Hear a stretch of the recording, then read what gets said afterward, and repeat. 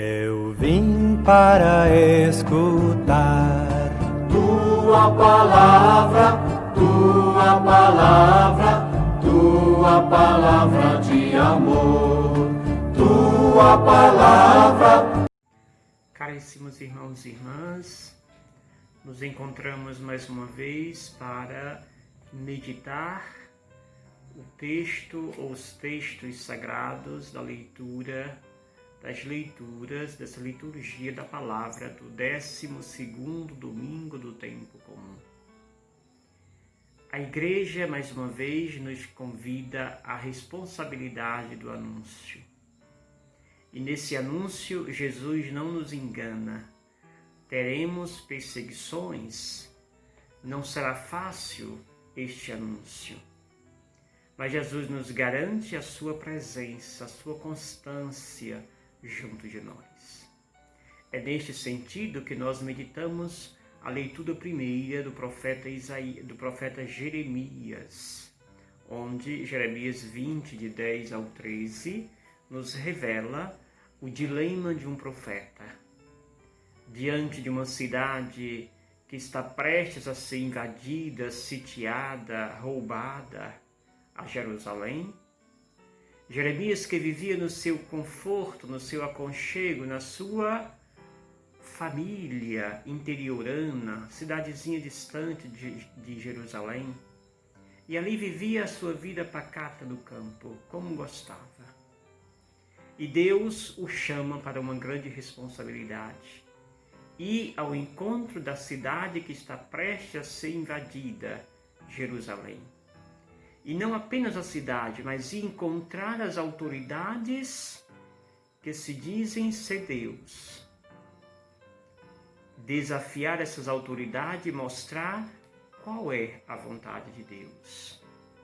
E ali, Jeremias, chegando, percebe que aqueles que pareciam aliados dele próprio se colocam averso às suas ideias, ao anúncio que ali realizava. E desejam ver Jeremias cair. Por isso armam armadilhas para que o profeta venha a cair. E o poder continue na sua exuberância, o poder temporal. Eis que o profeta Jeremias parece em certo momento desesperado, com medo. Mas ele volta em si e diz no texto esta plena convicção: denunciemo-lo as injustiças, que não é só do tempo de Jeremias, infelizmente continua presente no século XXI, em nossos dias, em nossa biqueira, como se diz o provérbio.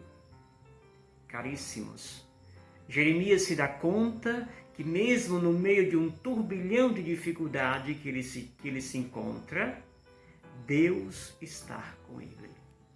Por isso ele afirma: o Senhor está a meu lado, apesar de todos esses conflitos. Como forte guerreiro ele se encontra comigo. E por isso os que me perseguem cairão vencidos. E o Senhor está comigo.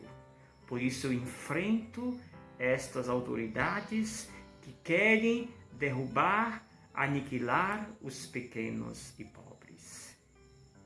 Termina o profeta fazendo um agradecimento a Deus, louvando ao bom Deus, dizendo: cantai ao Senhor, louvai o Senhor, pois Ele salvou a vida de um pobre homem das mãos dos maus. Não se engane, se nos comprometermos com o Senhor, enfrentaremos sim a oposição, o mal, armadilhas que farão contra nós. Mas nossos olhos não podem sair em um só minuto daquele que nos enviou, Jesus Cristo. É assim que vamos entender o texto do Evangelho. Jesus fala no Evangelho de Mateus 10, 26 ao 33, Jesus fala de 3 medos. diante da proposta do anúncio do seu Evangelho.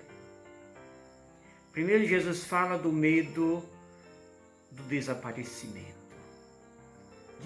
de aceitarmos o convite de Jesus, mas diante deste desafio perdermos a amizade, perdermos o reconhecimento dos amigos, da família, da sociedade. Esse medo nos acorrenta. E Jesus então vai dizer: não tenhais medo dos homens. É o primeiro medo. Não tenhais medo dos homens. Não tenhais medo, diz ele, porque não há nada que esteja escondido, encoberto, que não seja revelado. Nada que não esteja escondido, que não se torne conhecido. Jesus não está falando dos meus e dos seus segredos pessoais. Jesus está falando de um outro segredo.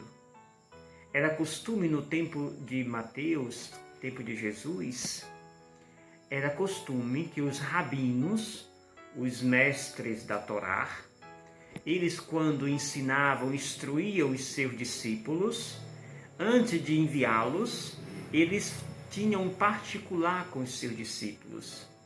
E ali eles davam várias instruções para seus discípulos, e essas instruções deveriam ser mantidas em segredo.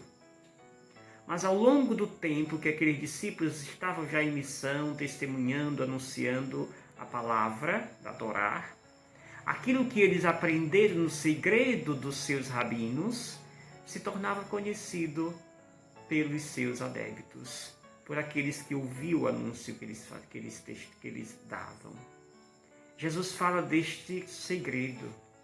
O Mestre Jesus também o ensina no seu particular aos seus discípulos. Mas este dom de convencimento, esse dom de revelação do amor que é próprio de Deus, vai ser reconhecido por todos aqueles que aderem ao caminho do Senhor. É este segredo que Jesus diz que vai ser revelado. Ou seja, o amor que nós trazemos no nosso coração vai se tornar revelado e conhecido por aqueles que se propõem a nos escutar. Desta forma, amados irmãos e irmãs, Jesus prossegue pedindo para que nós não desistamos do anúncio. Por isso ele diz: o que vos digo na escuridão, olha aqui o segredo, dizei-o à luz do dia. O que vocês aprenderam na minha intimidade, dizei nos telhados, para que o mundo conheça a beleza do amor que os transmiti. O segundo medo que fala o texto de Mateus é quando ele fala deste medo, por exemplo, de perder a vida. Não tenhas medo daqueles que matam o corpo, mas tenha medo daqueles que matam o corpo e a alma. Desse sim vocês têm medo, ou seja, de Deus, de mim mesmo, de Jesus. E assim ele vai dizer que ele nos conhece totalmente. Ele conhece a pessoa na sua integridade. Por isso não tem medo se você recebe ameaça de morte. A morte não tira de nós a beleza de Deus. É claro que nós não somos enviados para ser Marte. O cristão não é enviado para a missão para se entregar à morte. Mas ele é enviado para a missão, para que na missão ele não tire os olhos daquele que o enviou, Jesus Cristo. E se neste olhar constante para Deus vier as ameaças, ele não vai ter medo, porque os seus olhos estão tão confiantes em Deus que ele não perceberá e não se deixará ser coagido pelo medo da morte. Terceiro e último medo que Jesus fala no Evangelho, este é o medo, por exemplo, de revelar-se totalmente a Deus. por causa das oposições. Aqui, nesse último medo, Jesus vai dizer, quando fala dos pardais, por exemplo, vós valeis mais do que muitos pardais. Todo aquele que se declara a meu favor diante dos homens, também eu me declararei diante do Pai a Ele. Antes deste último medo, Jesus vai citar algo interessante. Quanto a você que eu escolhi, que eu chamei de Jesus, eu conheço até os cabelos da vossa cabeça. Ou seja, o único que sabe quantos fios de cabelo nós temos na cabeça é Deus. E algumas pessoas dizem, Deus nos controla tanto que Ele sabe até quantos fios de cabelo nós temos. Idiota. Deus está dizendo o contrário. Deus está dizendo para todos nós, o meu amor por você é tão grande, que este meu amor está em todo o teu ser. O amor de Deus está impregnado em nossa vida, a tal ponto de em todo o espaço do nosso ser, do nosso físico, está presente esse amor de Deus. O nosso corpo, o nosso ser está tomado por este amor de Deus. É esse amor que nos revigora, é esse amor que nos encoraja para assumir isso que Jesus nos pede, sermos testemunhas dele. Se neste mundo nós não testemunhamos o seu amor, a sua pessoa, também Deus não testemunhará cada um de nós diante do Pai. Não está falando Jesus aqui de juízo final. Jesus está falando da vida presente. Pois tem muitos profetas que se dizem profeta por aí, que nas suas atitudes e mensagens não transparece Deus, mas transparece o seu próprio egoísmo, a sua própria imagem. É Ele que quer aparecer e não Deus. Temos inúmeros, infelizmente. E Jesus chama esse tipo de profeta de falso profeta ou pseudos profetas. O grande convite que faz Jesus é: sejam testemunhas de mim no meio da humanidade, aqui, nesse momento. E termina, caros amados irmãos e irmãs, Jesus fazendo este apelo para nós. Seja testemunhas do amor de Deus. Aquele mesmo amor que Jesus nos envolve, nós precisamos assumi-lo para anunciar o seu nome ao mundo. Desta forma, o medo não nos aprisionará. O medo não nos fará fugir da proposta nos dada por Jesus. Paulo nos alegra na leitura, na segunda leitura das cartas de Paulo aos Romanos, 5, de 12 a 15, quando ele faz essa analogia entre Adão e Jesus. Por um homem entrou o pecado no mundo, e ao entrar o pecado no mundo, entrou a morte. E ao entrar a morte, fomos aniquilados por esta morte. Mas também por um homem que veio ao mundo, a graça. E a graça de Deus não se compara ao pecado assumido por Adão.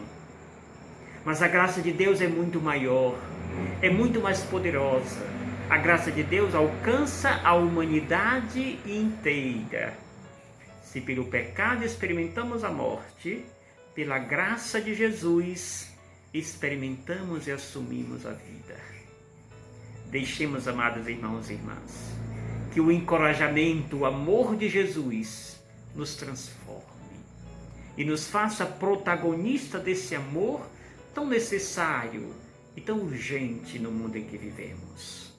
Que o Senhor nos abençoe, fortaleça a nossa vida e nos conceda uma semana cheia da sua presença.